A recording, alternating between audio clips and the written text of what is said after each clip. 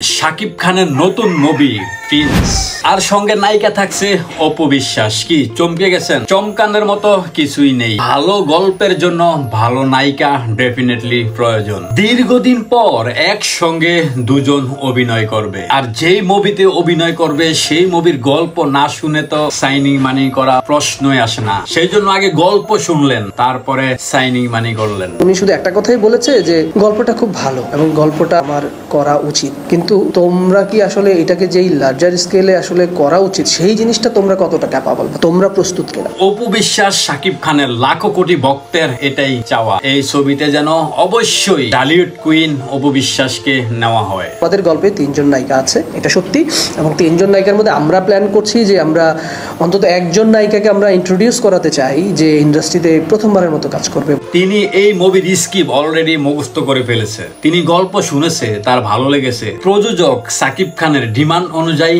টাকা দেওয়ার জন্য প্রস্তুত।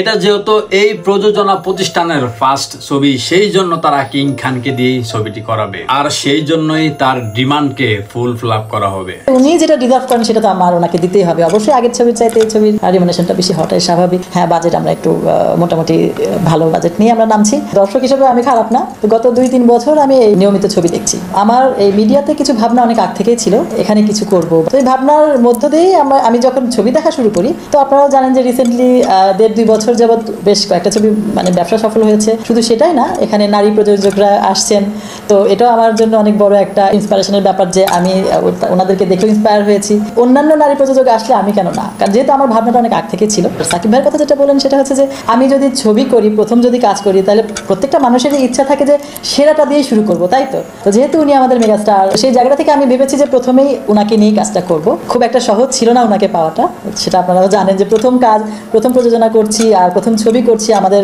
হাউস থেকে প্রথম ছবি যাচ্ছে। তো যাই হোক, যেভাবে হোক সব আলহামদুলিল্লাহ শেষ পর্যন্ত ওনাকে পেয়ে গেলাম। আস্থা ছিল, বিশ্বাস ছিল, আমাদের গল্প সুন্দর, গল্প ভালো, আমাদের প্ল্যান ভালো। আমাদের দেশে এত নায়িকা থাকা সত্ত্বেও অন্য দেশের নায়িকা নিয়ে কেন আপনাদের এত মাথা ব্যথা? আমরা এপারে এবং ওপারে দুই পার থেকে আমরা খোঁজার সার্চিংয়ে আছি যে কোনটা আমাদের জন্য বেটার হবে, আমাদের কাস্টিং মানে ছবির সাথে কোনটা যাবে, বা আমার নায়কের সাথে কোনটার সাথে কার সাথে ভালো, মানে সেই জিনিসটা আর কি আমরা আসছি। আসলে নায়িকার অভাব নেই, ঠিক আছে। আমরা তো আসলে আমাদের দেশে খুব অনেক বেশি যে নায়িকা আছে সেরকমও না। আমরা ইনশাল্লাহ অবশ্যই আস্তে আস্তে আরও আমরা ভালো কিছু করবো। অনেক ভালো ভালো মেয়েরা কাজ করছে, অনেক ছোটো পর্দা থেকে অনেকে আসছেন এবং ভালো করছেন। তো অবশ্যই আমরা নিশ্চয়ই আগামীতে অত নায়িকা সমস্যায় ভুগবো না, এটা আমরা আশা করছি।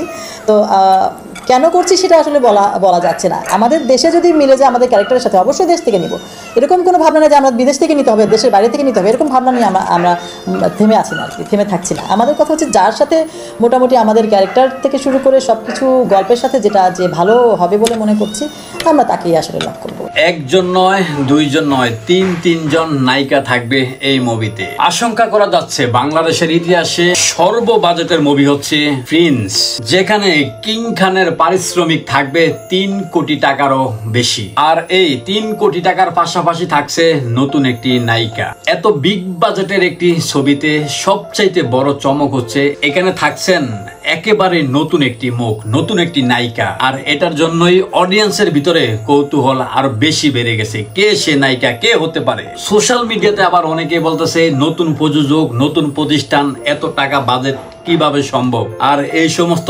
সবকিছুর প্রশ্নের উত্তর দিয়ে দিয়েছেন সেই প্রযোজক নিজেই। হ্যাঁ, বাজেট আমরা একটু মোটামুটি ভালো বাজেট নিয়ে আমরা নামছি। দর্শক হিসেবে আমি খারাপ না, গত 2-3 বছর আমি এই নিয়মিত ছবি দেখছি। আমার এই মিডিয়াতে কিছু ভাবনা অনেক আগ থেকেই ছিল, এখানে কিছু করব। তো এই ভাবনার মধ্য দিয়েই আমি যখন ছবি দেখা শুরু করি, তো আপনারাও জানেন যে রিসেন্টলি 1.5-2 বছর যাবৎ বেশ কয়েকটা ছবি মানে ব্যবসা সফল হয়েছে। শুধু সেটাই না, এখানে নারী প্রযোজকরা আসছেন, তো এটাও আমার জন্য অনেক বড় একটা ইন্সপিরেশনের ব্যাপার যে আমি ওনাদেরকে দেখে ইন্সপায়ার হয়েছি। অন্যান্য নারী প্রযোজক আসলে আমি কেন না, কারণ যেহেতু আমার ভাবনাটা অনেক আগ থেকে ছিল। সাকিব ভাইয়ের কথা যেটা বলেন সেটা হচ্ছে যে আমি যদি ছবি করি, প্রথম যদি কাজ করি, তাহলে প্রত্যেকটা মানুষেরই ইচ্ছা থাকে যে সেরাটা দিয়ে শুরু করবো, তাই তো? তবে এই মুভিটি যে অন্যরকম একটি মুভি হতে চলেছে এতে সন্দেহের কোনো অবকাশ নেই। আর এই পুরো ছবিটির গল্প কাহিনী লেখা হয়েছে 90 দশকের বাস্তব কিছু কাহিনী নিয়ে। আমরা 90 দশকে দেখেছি ঢাকা শহর সহ সারা বাংলাদেশ কিছু কিলারের নিয়ন্ত্রণে ছিল, সেই বাস্তব থেকেই এই গল্পটি লেখা। সবচেয়ে বড় বিষয় হচ্ছে যে 90s এ গ্যাং ওয়ার যে বিষয়টা ছিল, এটা কিন্তু একটা বড় কালচার ছিল যেটা এখন আমাদের নেই। সো খুব স্বাভাবিকভাবে আমাদের গল্পে সেই জিনিসগুলো উঠে আসবে। তবে বলে রাখা ভালো, এই গল্পটি কোনো ব্যক্তি কিংবা কোনো প্রতিষ্ঠানকে উদ্দেশ্য করে লেখা নয় বা কোনো ব্যক্তিকে হেয় প্রতিপূর্ণ করার জন্য লেখা নয়। এটি একটি বাস্তবমুখী মুভি হতে চলেছে। এই মুভিতে সাকিবের সঙ্গে অপু বিশ্বাসকে কে কে দেখতে চান অবশ্যই কমেন্ট করে কমেন্ট বক্সে এখনই জানিয়ে যান।